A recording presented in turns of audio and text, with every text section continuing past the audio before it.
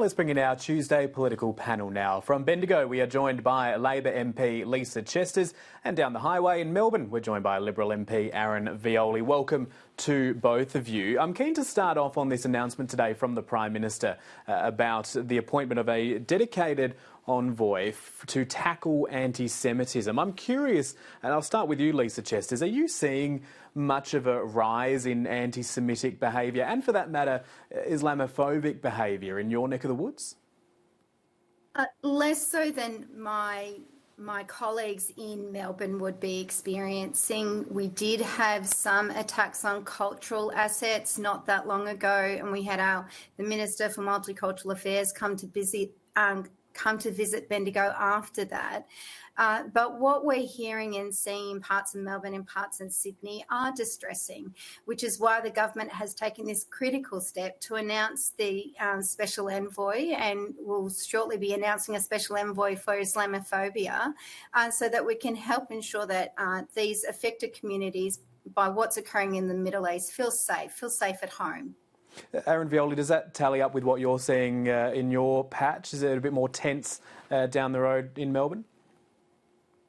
Yeah, look, similar to Lisa, not directly in the community in Casey. We're about 45 minutes to an hour from the CBD, depending on traffic and the time of day. We did see some abhorrent anti-Semitic vandalism and graffiti actually on Remembrance Day on some war memorials last year, which was very disappointing. But generally in the community, we're not seeing a lot here. But obviously we've seen terrible remarks on Mount Scopus, a Jewish school in Melbourne, which is close to my area. We have seen a rise in anti-Semitism and Islamophobia, as Lisa said, and we need to do more as leaders to drive social cohesion in the community. It's heartbreaking to see communities and people being attacked and feel vilified and not safe because of their religion, their beliefs, their culture or their race, and that's not the Australian way. We need to do more to bring communities together and focus on what we have in common and not what divides us. Do you think, Aaron Violi, that sometimes we're lumping in what could be described as valid criticism and questioning of Israel's actions in Gaza in the same category as anti-Semitism? Well, it's a really fine line, Matt. It can get really tricky around that. Every country, every community, every politician has to be held to a standard and is not beyond reproach when it comes to that. But we're seeing, as an example, just today reports of the really disturbing incident between Russia and Ukraine, and I think many Jewish people feel that Israel is being held to a higher standard than other countries. We see some really abhorrent acts in other parts of Africa and countries that aren't delivering the same outrage. The CCP and some of their behaviour towards the Muslim minority in China certainly doesn't get the same level of scrutiny in the community as many in the Jewish people feel, and that's where it gets that balance that talking to Jewish leaders, they feel that it goes beyond just Israel, and there is sometimes an anti-Semitic flavour to it. But to your point, Matt, not every criticism of Israel is anti-Semitic. Do you agree with that sentiment, Lisa Chesters, that sometimes Israeli Jewish community groups feel like they are held to a different standard? I think what we've got to do is separate the two issues, and it is about showing that leadership.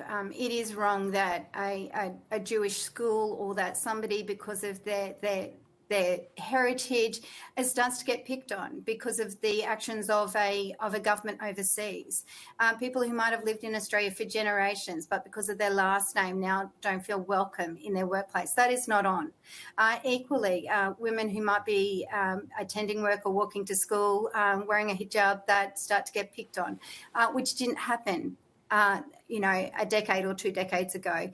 This is about making sure that in our country, we are not letting those overseas conflicts start to disrupt our social cohesion. And that's why these steps have been taken.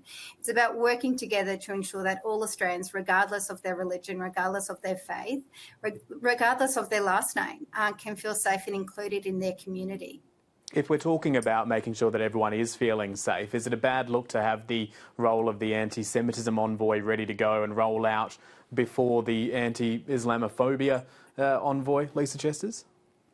Well, the announcement will be coming. As I've said, that the government has plans to announce a special envoy for Islamophobia. That announcement is coming, and those details will be released soon. Okay, let's move on to another topic, and that is the departure of Senator Fatima Payman from Labor ranks. Aaron Violi, I'm loath to give you too much of a free kick on this one, so I'm going to point my questioning to you on some of your leaders' remarks in recent days or so, talking about the potential for candidates at the next election potentially getting seats in Parliament with very strong ties, if not actually backed by Muslim community groups. There does seem to be a concern that this could be leading to, or this discussion could be leading to, religious linked candidates in federal parliament. This is not a new issue, though, is it, Aaron Violi? Why is it so much of a problem when they're Muslim candidates and not Christian candidates? No, it's a good question, and I mean, I'm going to take the free kick, even though you didn't give it to me. It is disappointing, Matt, to see the Prime Minister is focusing a lot on internal party issues and not the cost of living crisis that many in my community and many in the country are struggling with, and hopefully he can move his focus back to that. We've seen inflation continuing to kick up to 4%, so let's hope his focus goes back to that. But to answer the question, I think it's really important to take a step back, and people have actually selectively quoted what the opposition leader Peter Dutton said. He talked about Greens, Teals, and yes, candidates from Western Sydney, and self-identified as the Muslim Vote Group, which is the title they give themselves. But he was talking holistically about the instability of a minority government. We know that the Greens in particular, potentially the Teals, they've got a green edge to them, and this new party could be working with a Labor government, and talking about the instability that creates. That was the context of the comments that Peter was talking about.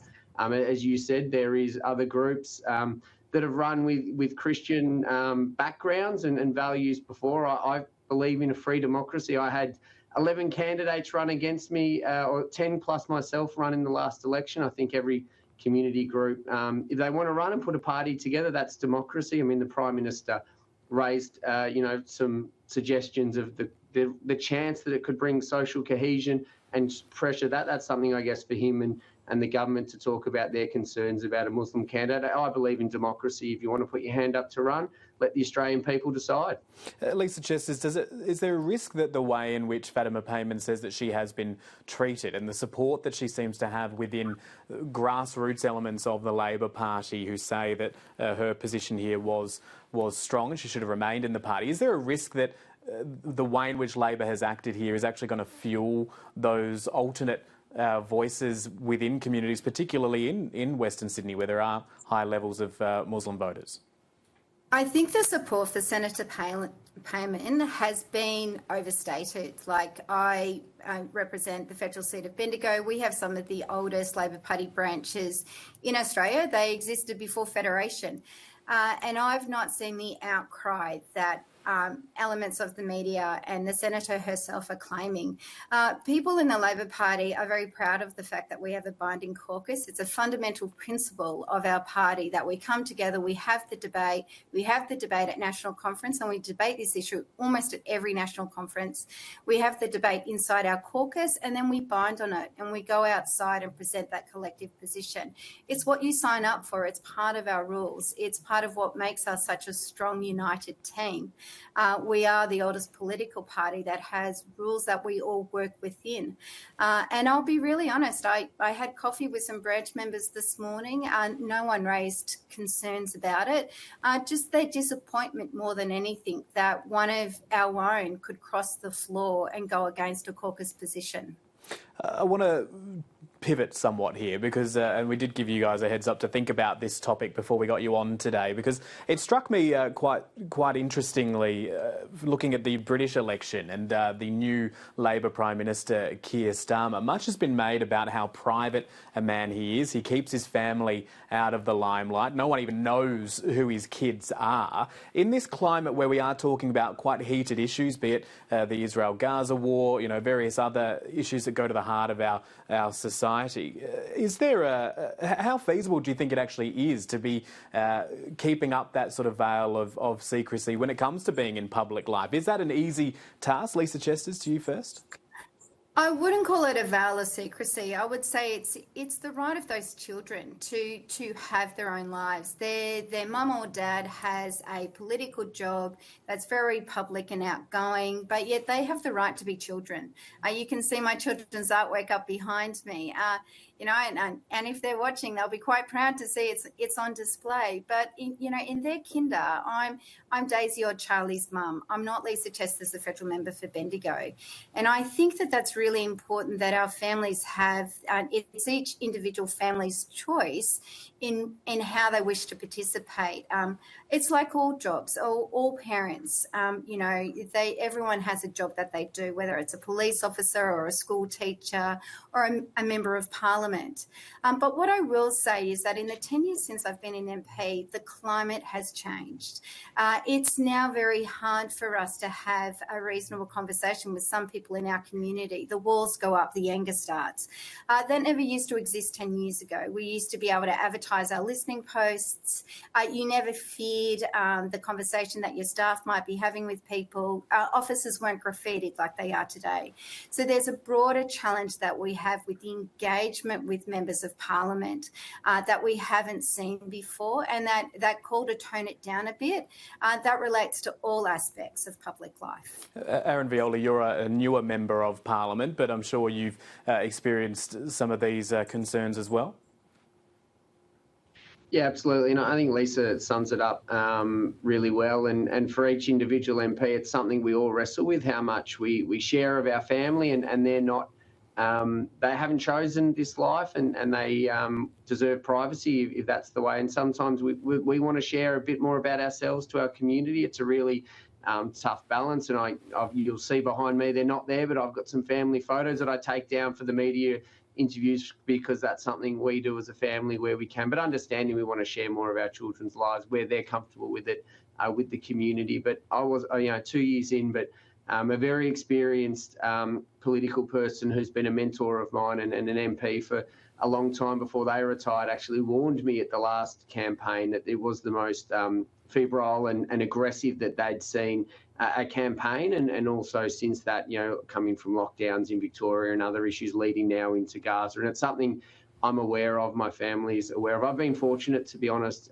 in the community, that everyone's been welcoming and warm, and I haven't had any of those confrontational moments, but I would be lying if I said it's not something that I'm aware of and conscious of. And we've seen some really horrific attacks on officers, particularly in the inner city for some Labor MPs, and continual attacks, which is really disappointing. And every MP that I speak to on all sides is concerned about where this could lead. And ultimately, the most disappointing part of this is obviously there is safety for us as individuals and our families and our communities. But to Lisa's point, if it gets to that stage where we're not accessible to our community, we can't just do a listening post or walk the streets because of fears. That actually hurts democracy, and it hurts those 95% of the community that are doing the right thing. And it's something we really need to avoid. And I think all leaders and all politicians have to do more to focus on disagreeing on policy, but not personality, and trying to bring the tone down on any debate, but particularly ones that are very contentious and people have such strongly held and passionate views about it. Very civil discussion on Afternoon Briefing for a Tuesday. Lisa Chesters, Aaron Violi, thanks for joining us. Thank you. Let's get more now on today's announcement of an